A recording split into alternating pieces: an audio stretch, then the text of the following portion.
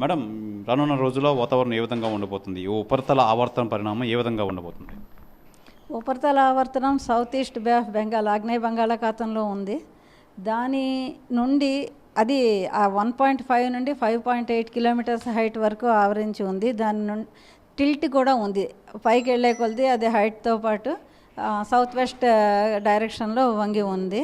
దీని నుండి ఒక ట్రఫ్ అల్పపీడన ద్రోణి ఏర్పడింది. అది సెంట్రల్ క్యాప్ వరకు ఎక్స్టెండ్ అవుతోంది.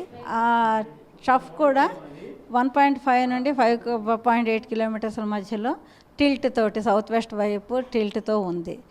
అంతేకాకుండా తెలంగాణ మీద కూడా 0.9 కిలోమీటర్ల హైట్లో, అంటే 900 మీటర్ల హైట్లో ఒక ఉపరితల ఆవర్తనం ఉంది. వీటన్నిటి ప్రభావంతో మనకి కోస్తా ఆంధ్రప్రదేశ్లోను రాయలసీమలోనూ కూడా వర్షాలు, ఉరుములతో కూడిన జల్లు, తేలికపాటి నుండి ఒక మోస్తరు వర్షము, అంతేకాకుండా ఉరుములు మెరుపులతో కూడిన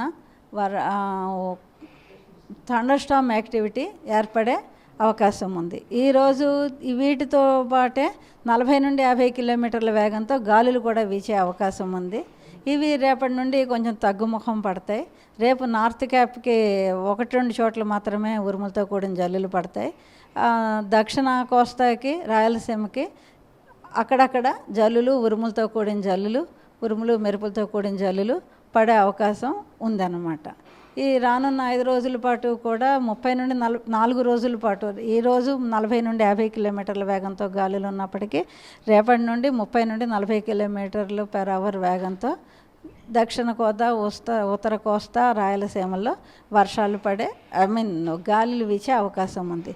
అందువలన మత్స్యకారులకి హెచ్చరికలు ఏమీ లేవు.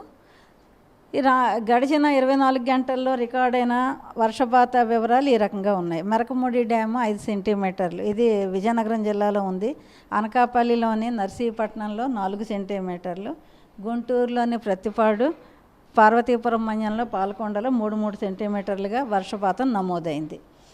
పోతే హైయెస్ట్ మ్యాక్సిమం టెంపరేచర్ 39 డిగ్రీలు జంగమహేశ్వరపురంలో రికార్డ్ అయింది. రానున్న 2 రోజుల్లో టెంపరేచర్లో పెద్ద మార్పులు ఎక్కువగా ఉండవు.